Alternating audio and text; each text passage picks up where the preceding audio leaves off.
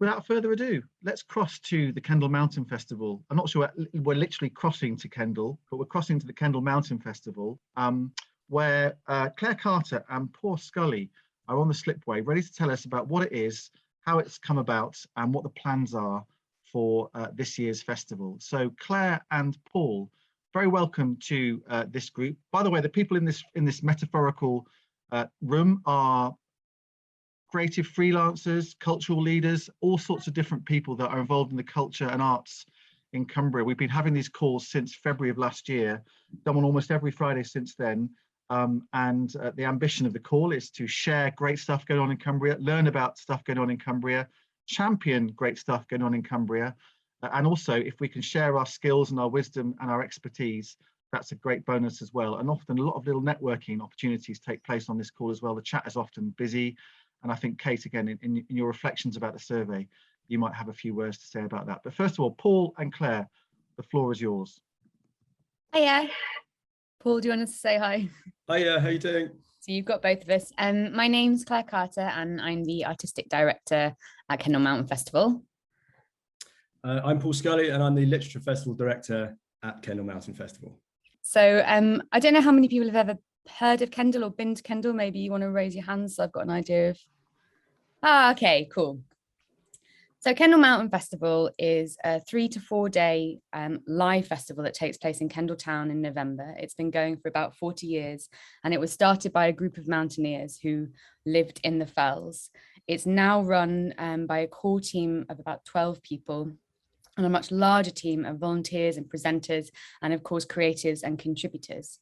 It's still focused on mountains, but mountain is very much a metaphor, both for the kind of summits of inspiration, but also, I suppose I'd say, personal transformation and journeys. So it's not just a festival for mountaineers or people who climb mountains, it's a festival for people who are willing to challenge themselves and interested in an adventurous and creative mindset. The festival consists of literature, which Paul's going to go on to talk about, speakers, so people who come from all over the world to talk about exploration and adventure, but also creativity and other kinds of challenges. It contains a lot of music and dancing, and then one of the core elements of the festival is film. So we have an international film competition that runs like a traditional film festival, where we take in a large number of submissions, around 300, and we pick about 100 to take part in a competition which is has a jury and is given awards. And those films range from skiing and climbing films to more offbeat films, for example, something about refugees making a journey, or something quite artistic about slacklining and playing a violin. It's really quite varied, and we also have a huge amount of local content, so we get lots of stories from Cumbria, which is fantastic. We're really trying to grow the arts aspect of the festival. We've always had a number of exhibitions going on throughout the festival, and this year we have an online player. Like the majority of festivals who managed to survive COVID, we went online last year and we delivered the entire festival digitally. We're continuing that this year, so we will both have a live festival and an online presence, which is on a player, which I'll put the website to in the chat. This means that more than ever, we have the opportunity to platform arts in a way that's incredibly accessible. It can be quite distracting to go into an exhibition. It can be very expensive to go to Kendal, but now we potentially have the opportunity to create gallery spaces and show installations or more artistic short film on this player. So that was something I specifically kind of wanted to draw your attention to today. And I suppose in Paul and I speaking to the network, as much as the festival gets very excited about its programming, and I'll go on to talk about the theme in a moment, we're always really open and in fact dependent upon ideas from communities and from different people. We can scout as much as we want, but at the end of the day, if people don't come to us, we're only looking within the pool that we know. So to continue the diversity and progression of the festival, that's really important.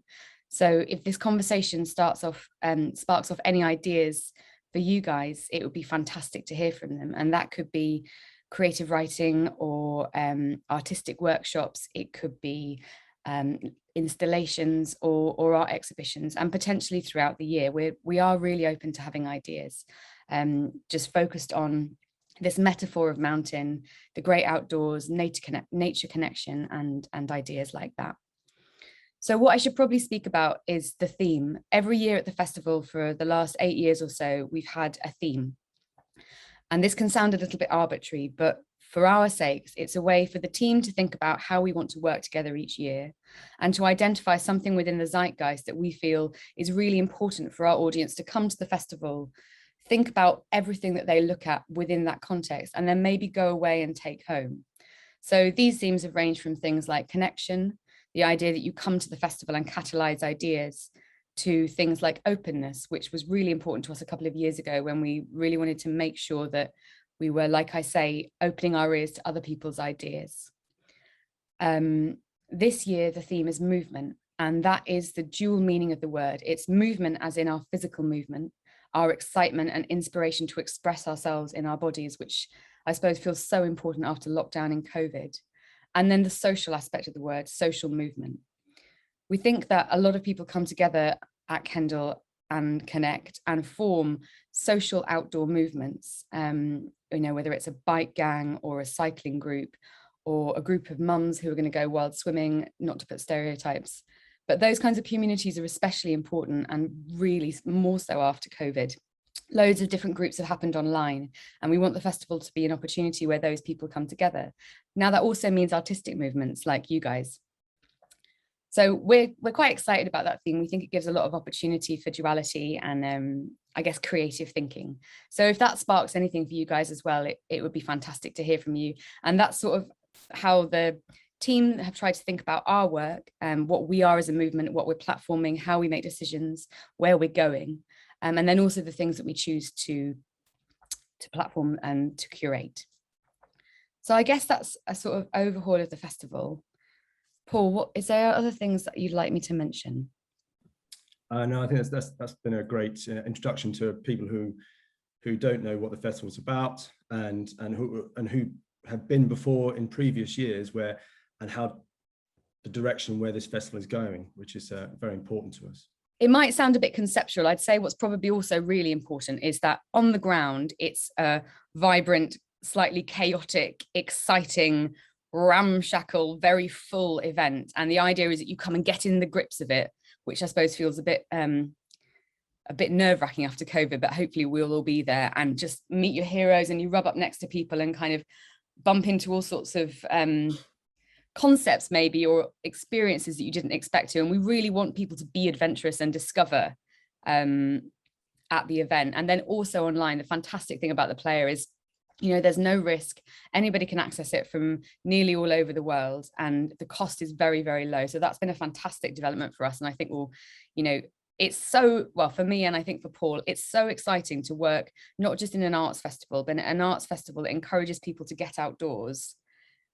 I think the positivity of that is just unbounded. So yeah, I guess we get really thrilled about that new opportunity we've got, and how that might help other people get their artwork and their adventures to more people. Cool. I'll hand over to Paul, who's going to talk about lit.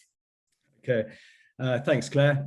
So we've always had an arts and cultural offering at the festival, but we made a decision that about 4 years ago to create a literature festival, an arts and cultural literature festival, where we kind of celebrate and explore like our relationship with nature and landscape and people and place. And it's been a really, really wonderful journey exploring this alongside, or under the umbrella of the Kendal Mountain Festival. And so, yeah, so we have over 30 to 40 events, author events every year.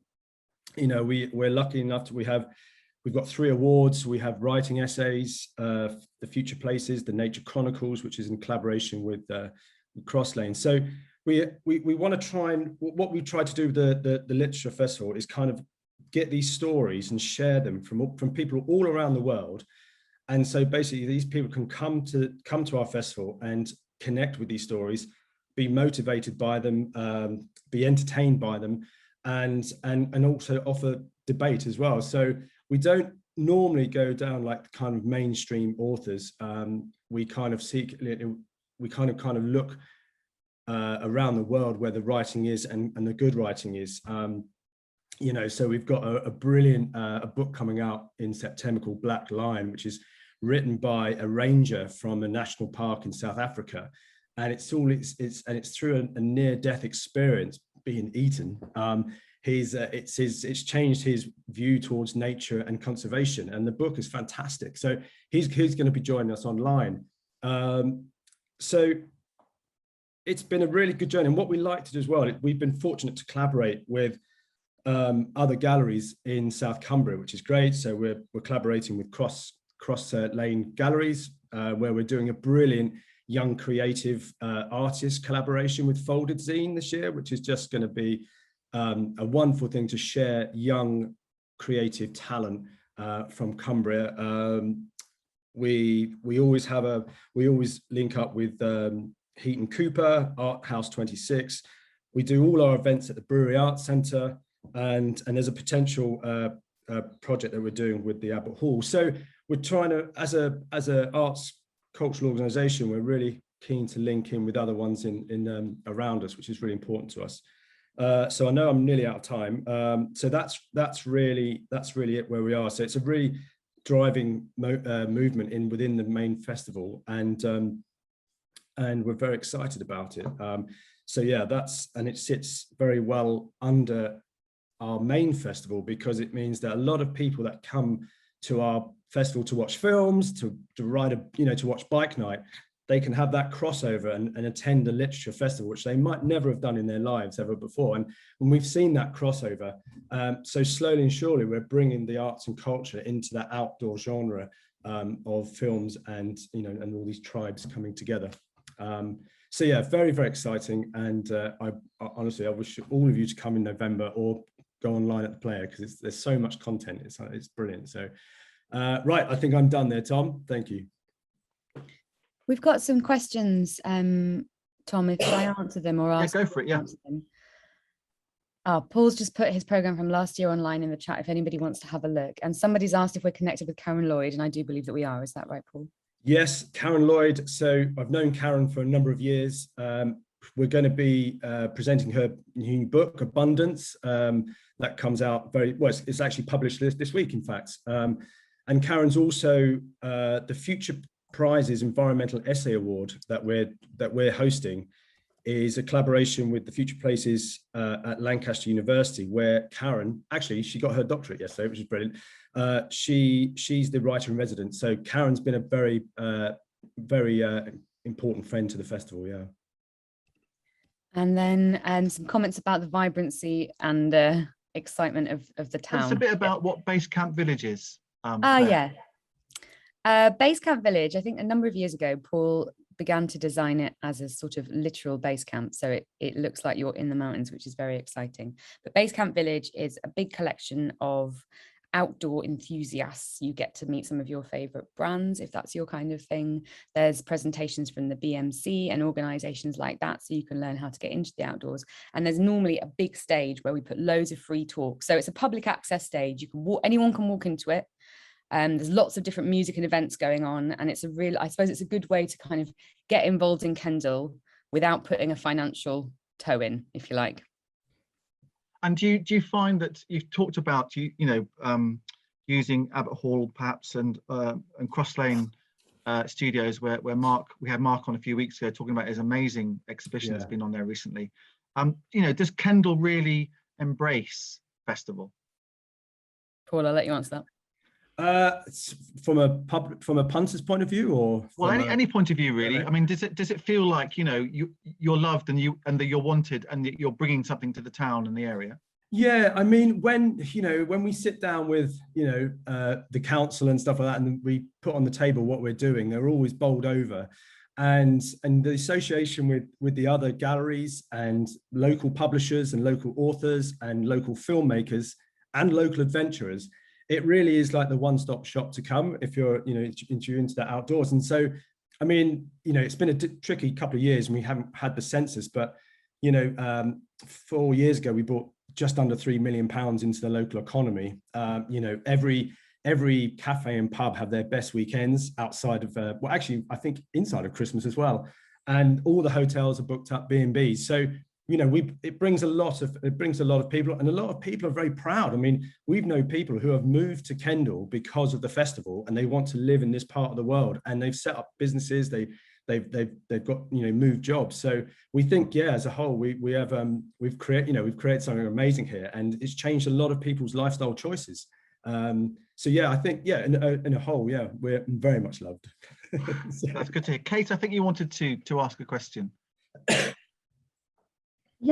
So one of the main reasons that our network exists is to connect people across the culture sector. So how can people get in touch with you, Paul and Claire, if they want to collaborate? Because a lot comes out of these calls and has done over the last 18 months. So how should people contact you?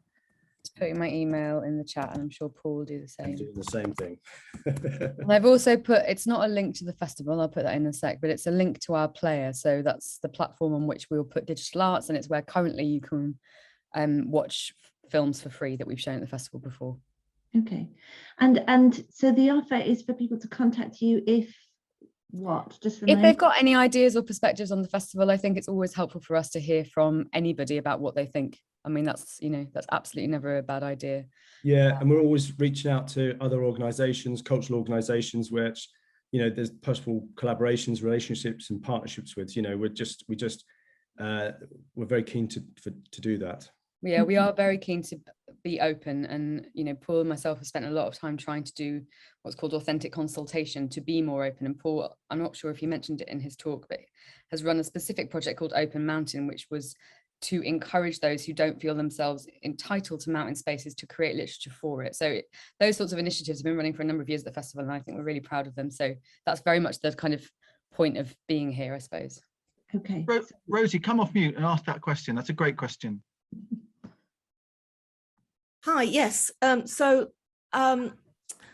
You were talking about the theme movement. So I got the first part about physical movement, but I was wondering, does it have like a kind of political aspect as well? Yeah. Okay. Yeah, that's what I meant by the second meaning, social movement. Right. Okay. So I talked about sort of activity movement. So I would describe, for example, there's a group of women who've set up something called the Lakes Gravel Gang, which has grown from 5 to I think like 165 women who are going out on gravel bikes, which is a really accessible form of mountain biking or kind of mixed biking on Instagram through COVID. So I would describe that as a movement, but then I would also describe more political groups, such as Greenpeace's movements. So we have always tried to platform, especially for youth, climate crisis projects. And that's something we're very passionate about, finding a way to give people in Kendal, because we're not in London or in Glasgow, to give people like that a voice. I was wondering whether you joined in with Sustainable Cumbria. Yes, we have. Oh, excellent, brilliant, yeah. Yeah, and Paul's in quite a lot of conversations with Iceland at the moment. If you want. Yeah. So we've got Richard Walker, the head honcho of Iceland. He's coming to talk about his new book, The Green Grocer, Corporate Activism and Environment. So hopefully we're going to have a stage where Richard's going to be on there. Some young environmentalists from Kendall are going to be on there, and we're going to talk all things climate change. Okay. Yeah, we're in a really unique position where we can prod our industry and to some extent prod our audience, and we take that quite seriously. I think it'd be quite interesting to to look at the impact of walkers on the hills, and the conservation of the Lake District as well. Just thinking, I don't know, haven't any ideas yet from an artistic point of view, but that kind of, how do we literally reduce our footprint? Yeah, and that was one of my our thinking behind the word movement, because it's not just like, yeah, let's get out there, we can move. It's like, right, suddenly we're all moving. And I mean, people in the Lake District have experienced that like no other, really. There's an amazing influx of new people into the outdoors, but it's not always having the best effect. Okay. And there's like kind of almost creative ways of allaying that effect, or interesting and unusual ways of guiding people up the hills, or I mean, we'd love to do like art installations in the town where there were sort of creative, informative banners about how to be outdoors, like things like that. What could we approach the council with that would be an experiential way of being like, this is how we should go outdoors, now we're going. Okay, cool. I might get in touch then, and just sort of more interested in doing kind of social justice themes in my work. Yes. So I'll have a look at that. That'd be great, Rosie. Thank you. Okay, thank you. And Claire's popped into chat there If anyone wants a taster of the films, we have a Kendal Mountain Film Festival tour evening at Reged. Is it this Saturday night, Claire? Oh, I haven't put that in. I think that must have been. No, but Claire Logan sorry. from Reged has. So there are many. We have lots of Hazels, Claires, all sorts of different names. So Claire, I think, is that right? Is that this Saturday? I'm just looking at you, Claire. Yes, I believe so. Yeah, great. Okay. Any other questions for either Claire or Paul? Okay, well, just a reminder, the programme for this year, Claire and Paul, is it published? Is it out yet? Tickets are going on sale on the 24th? 24th, yeah. 24th of September. Yeah. Yeah, okay. And, you know, I wish you a lot of success and luck, because pulling these things back on in hybrid is the word that everyone's using these days, but trying to get it, you know, as you said, Claire, it's about face-to-face ultimately. You know, you want to get a buzz going in Kendal, and doing that carefully at the moment is still a real challenge, I think, for people, organisers. Can I just say one thing that Paul and I are excited sounds like a great way of helping to do that. Yes. In terms of coming back to, I suppose coming back for collective culture, but I'll explain. We've managed to get the premiere of a film called The River, which is directed by a film director called Jennifer Pedem, and the script is written by Rob McFarlane, who I'm sure you're all familiar with. We're really thrilled about that. It's the second or third part in a trilogy which looks at particular aspects of nature. So there was one called Mountain, and this one looks at the kind of life journey and perspectives of rivers. It's a really beautiful kind of cinematic, luxurious experience, and we're going to be premiering that at the festival. But if you don't feel comfortable coming to the cinema yet, it's also going to be available online. So that's definitely something to look out for when tickets go on sale. Okay, thank you, Claire. Thank you, Paul. Good luck with the festival and the planning. I'm sure it's getting to that intense stage at the moment. It's very nice to see you here this morning. Thank you very much indeed. That's great. Right, before we cross to Broome Hall, Rosie Galloway Smith, you are doing a lovely project down at Blackwell, and you've got a bit of a shout out, haven't you? 90 seconds are yours, Rosie. Okay, thank you. I feel like I'm talking quite a lot here. Okay, so basically I am doing a piece for Blackwell, the Arts and Crafts House, based on class, COVID and Cumbria. An important part of this is to make sure that I'm hearing voices from right across Cumbria, and also from different classes, you know, people, rich, poor, everything in between, and different age groups as well. So I've put together a Google form, and I'm still looking to hear from the very young, the very old, and teenagers in particular. But even if you're none of those groups and you want to just share your stories, that would be brilliant. They're treated confidentially, and I'm also sort of interacting with some of the people who have replied just to get a little bit more as well. I'm looking at handwriting and adjectives of how people feel, and trying to bring that kind of personal thing of people into it. So there's quite a few questions. You don't have to answer them all. I'm particularly looking for funny or sad anecdotes that I can turn into stories. You know, I'm basically doing storytelling through pattern that will be made into garments. But I'll put the link in the chat right now. Okay. Okay. Thank you, Rosie. Any particular deadline on that? Actually, probably in the next week, because I'm really got to move on with making the patterns. So thank you. Okay, great. If you stick the link into chat, that'd be lovely. Right. Ominously, Simon Wally's phone. Oh, he's come back again. That's fantastic. We're going to cross now to Broome Hall, which some people may have been to in the past. I actually found out about it when I was watching that. There was that TV documentary series been on recently about tea-based services. I don't know if anyone saw it.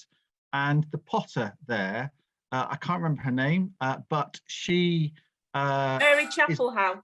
Thank you, Claire. I knew someone clever than me would say that.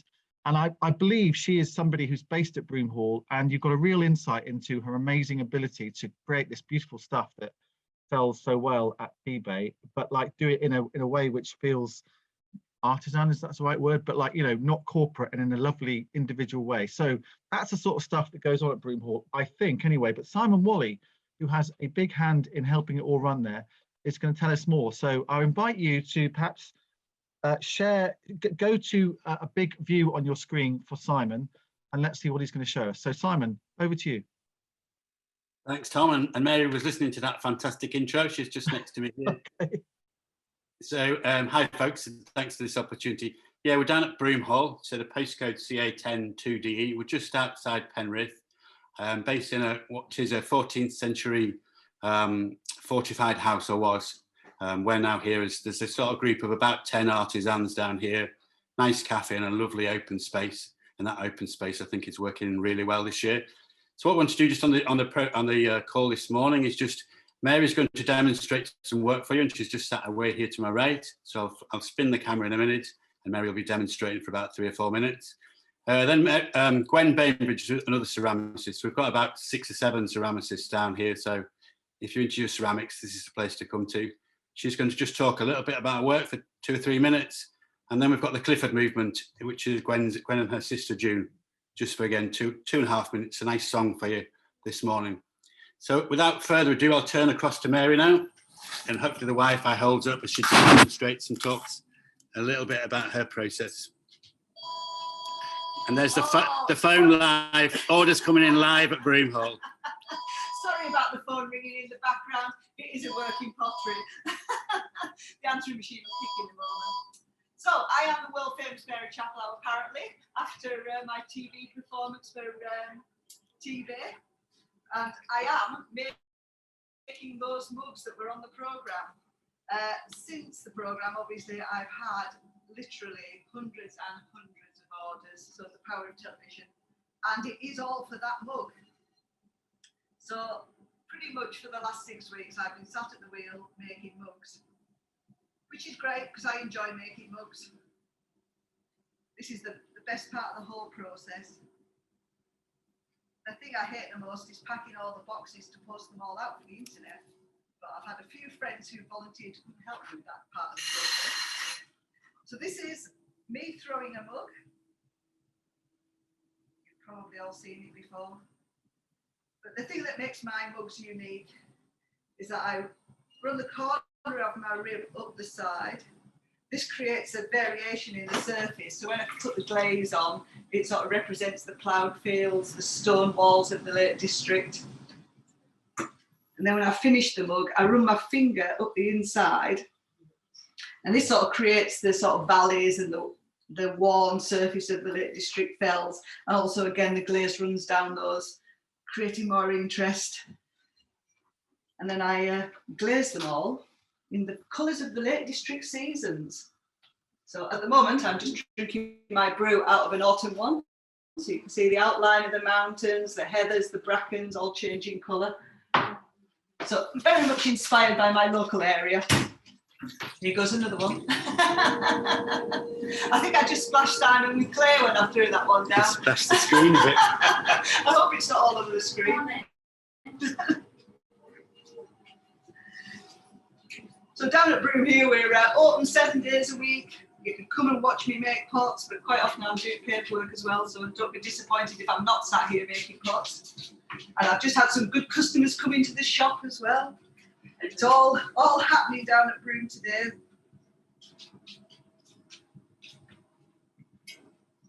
That first little bit I have to concentrate, but I have learnt the skills of talking and working at the same time. I was planning to make something bigger and more impressive, but I've got so many orders for mugs that if I don't carry on making them, I'm not going to meet all those orders. And as you can see, I'm very quick at this part of the process. But the bit that people don't see is the fact that I prepare all the clay first, weigh it all up into pre-made balls, then I sit down and do this bit, then we have to dry it out, put the handles on, fire them in the kiln, put the glaze on, fire them again. So it is really a 4-week process, even though that just took a minute. There we go. Grand, thanks, Mary. Excellent. We're going to now just move across to Gwen. Hopefully the Wi-Fi holds up. We're just taking you through the shop at the moment. We'll just give you a bit of a flavour of the outside as well at Broome. So hoping the Wi-Fi is holding up. This gives a little bit of a view of the stone walls, the castellated walls, and then we're just coming down now to have a chat with Gwen, who also works here. And there we go. I think over to you, Gwen. Hi, folks. It's nice to see you all. I'll just do a little quick chat about my work. So my work, I work in porcelain, and I tend to try and use techniques that you would use in other media to inform my work. So, for instance, in this one, it's sort of applique style of work. So you'd actually be putting each individual leaf on separately, which I've pressed from plaster, little sprigs that I've made. Whereas this sort of thing, I don't know whether you can see that, I think you can. I've started doing some sculptures. These sculptures, the little creatures that I used to do as like applique style on my vessels, I've taken them off the vessels now, and they're now becoming sculptures in their own right. So they're hollow. So I'll create them in 2 sections, and then I put a little stitch edge around the outside of them, so they look like they've been stitched. But also it's quite handy knowing a wildlife photographer. So I can also use little pictures of squirrels and such like and take some inspiration from that. So this is one of Simon's photographs, which he very kindly let me use, which I used to do a stitch drawing. So I do also use stitch. So this is free machine embroidery, which I've stitched, which I then impress into the porcelain. And then I create the little sculpture. So this one has been done with the embroidery in 2 sections and put onto a little plinth. Whereas the hair, that sort of thing, I've carved these out of little plaster blocks. So I've got lots and lots of little plaster blocks. You won't be able to see these, probably, the little white ones. So that's kind of the work that I'm doing at the moment. So I do vessels and such like, but the sculptures are a new venture which I'm sort of exploring at the moment. So it's quite exciting. Brilliant. Thank you, Gwen. So Gwen's just going to run round now to the other side of the cameras. I'll spin the camera around again. And now Gwen will be singing with her sister, June Swift. So I'm not sure if the internet's just gone down, but hopefully you'll see some music and the 2 guys singing. Okay. Yeah. Well, we're doing this because also there's a lot of music goes on at Broome Hall, live music, of which we do some of it. We sometimes just rock and do it outside my studio anyways. But we are part of the Clifford movement, and the song we're going to do is one of the songs that we're going to be doing as part of the Fell Foot Forward art project. We have an event on to launch our art pilot on Sunday night at Melmerby Village Hall, and it's called Nana Bainbridge's Table. So this is one of the songs featured on that, and it's all about hand-me-down heritage, of which if anyone wants to come to it, they're very welcome. Thank you.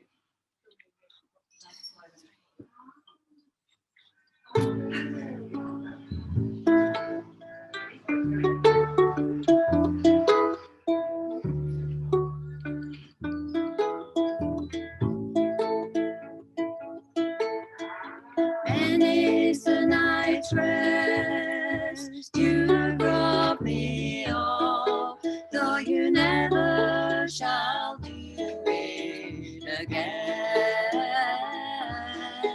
No, you never shall do it again.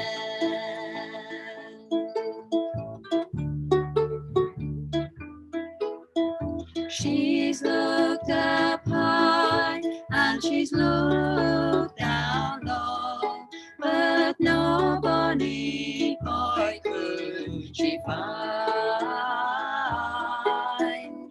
No bonny boy could she find.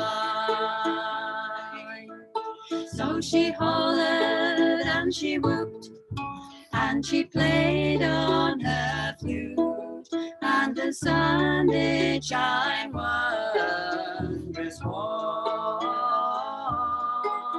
The sun did shine wondrous warm.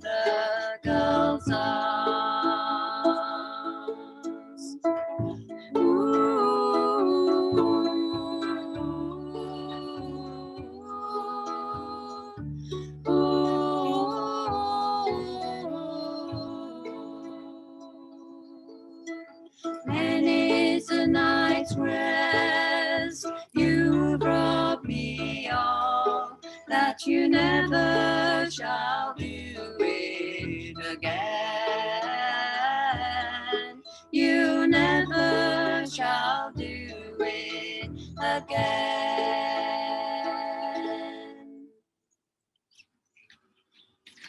Okay, so that's a little flavour of Broome Hall for you guys. Come on down and see us sometime. Cheers, Tom. Back to you. Simon, thank you very much. Can you hear me all right? Yeah, we can hear you. Yeah, that's fine. So as somebody who's just come back from the Shrewsbury Folk Festival, where banjos and double basses are everywhere, that was a fantastic, fantastic song. What a beautiful rendition, and what a lovely thing to see live pots being thrown, beautiful ceramics being talked about, and then a little bit of music just to set us on our way on this sunny Friday morning in Cumbria. I've not been to Broome Hall yet. Is there a tea shop there? There's a fantastic tea shop here run for Eden. So yeah, it's just away here. So it's open now as well, Tom. So if you want to get yourself on your way. Open every day. Open every day, 10 to 4. All right, well, that's a huge attraction for me as well. Because of the delay, I think we shall not take questions, but Simon is a regular in this network, and he can there's obviously a great website that I've been looking at as well. I think also Broome Hall is part of the Evan Arts Trail, which is open at the moment. I'm just going to look at Simon to see if he nods his head. I think I saw an orange sign in the background as well. So that's another very good reason to get to Broome Hall to see the lovely artwork, and that's for sale at the moment as part of the Evan Arts Trail. So Simon, thank you so much for organising all of that for this morning. That was gig of the week, and that really was a gig of the week. So thank you so much for putting all that together and for us to enjoy that this morning. Fantastic. Thank you very much. Round of applause going round silently across the nation and the county. Thank you very, very much. Right, it is 19 minutes past 10 by my clock. Time for a couple of parish notices and a reflection on the survey that was recently done to help this network with its ambitions going forwards, particularly with a funding application. So from double bass and banjo to forms with word counts. Kate, over to you. There's somebody knocking on my door right at this minute, so I'll just ignore that and do my best to tell you about the survey. Ideally, I'd have a fancy PowerPoint to show you, but I don't, so I'm just going to give you the headlines. So we put out a 5-question survey a few weeks ago, about a month ago, and we had 50 respondents. And the idea was that we get your feedback about the extent to which the work that we're doing as a network is developmental for you. So there is a perception by some funders that networks are just a chance to chat and they're just social occasions. And some funders are reluctant to fund just chatting. And so one of the things that I'm keen to demonstrate is that our network, and many other networks too, are way more than just hot air. So we wanted you to tell us specifically what it was that you've gained from the last 18 months and more from being involved in our network, the CACN. So about 50 people responded, which was brilliant, and we're really grateful for the time that you took. We asked, first of all, if you were involved in any collaboration that's arisen through the network, and we got some great answers. Loads of people are collaborating as a direct result of the network on all sorts of levels. Sometimes it's just a conversation and it's emotional support. And let's not underestimate how important that is and has been over the last 18 months. Sometimes they're much bigger artistic projects. Sometimes it's about promoting other people's work. Sometimes it's whole new exhibitions that have come to life through the network. Sometimes it's about participating yourself in work that's going on. Sometimes it's about people being encouraged to apply for funding, for jobs, for commissions and freelance opportunities by other people in the network. Sometimes it's about visiting other people's work and really by being inspired. So those are some of the examples, and we've got a long list now of things that have directly come out of the network in terms of collaboration.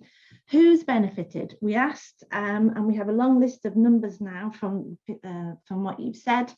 Top of the list is freelance artists and creative freelancers. Obviously, the general public, in terms of people who've been to see things that have emerged from the network.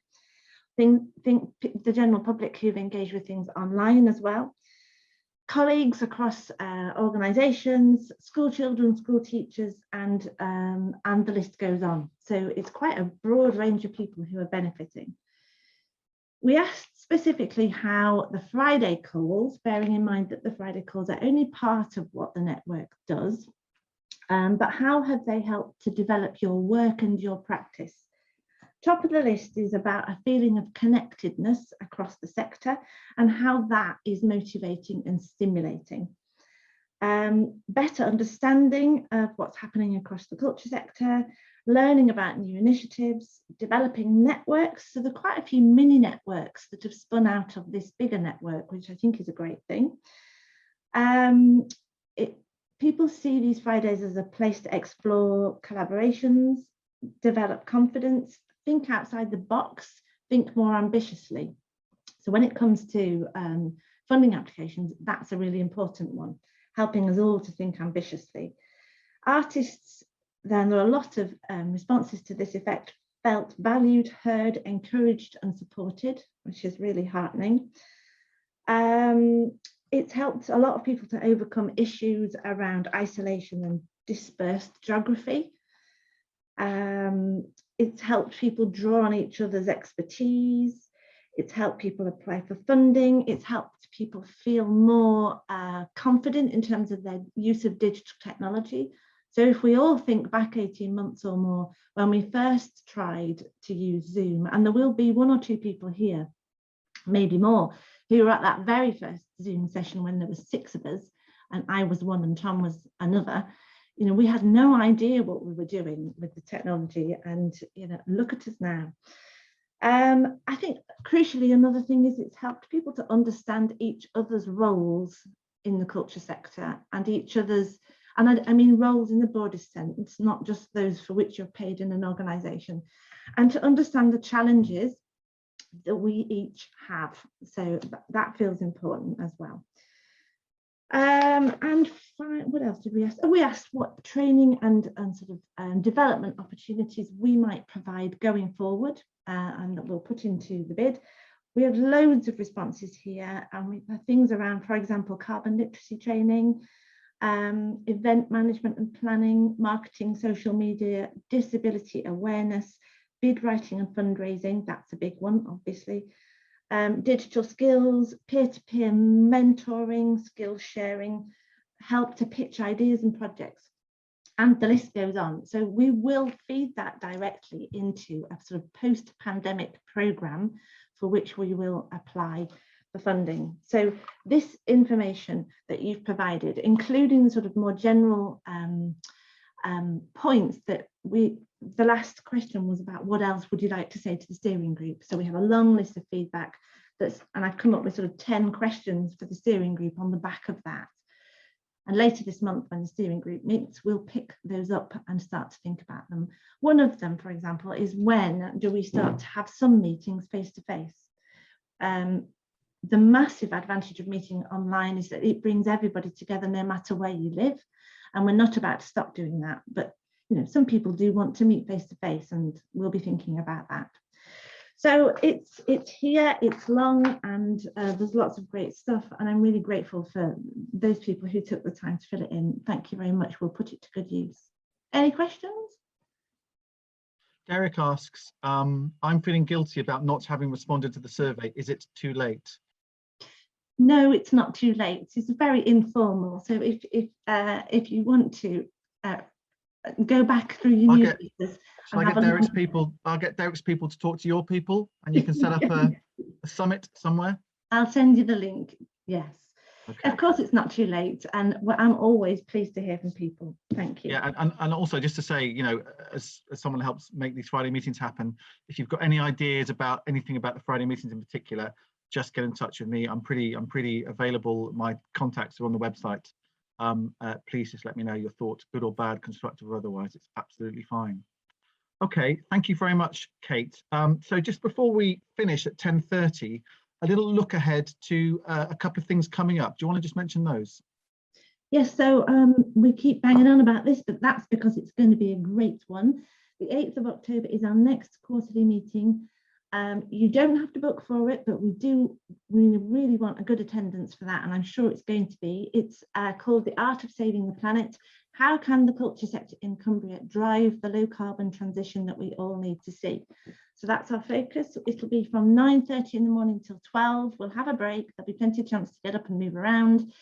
And there'll be a lot of variety. We've got some great speakers lined up. Richard Leaf from the Lake District National Park Authority, Karen Mitchell from Cumbria Action for Sustainability, Andrew Ellaby, who is the Senior Manager for Environmental Responsibility at Arts Council, and one more who's escaping me temporarily. Rebecca Whittle from Lancaster University. Yes, Dr. from Rebecca Whittle. Centre for Environment. So 4 great keynote speakers, and people talking about their own work across Cumbria in terms of reducing carbon footprints. But the main thing is, what else can we do? What can we do as a sector to drive the low carbon transition? So please join us. We all know how important it is.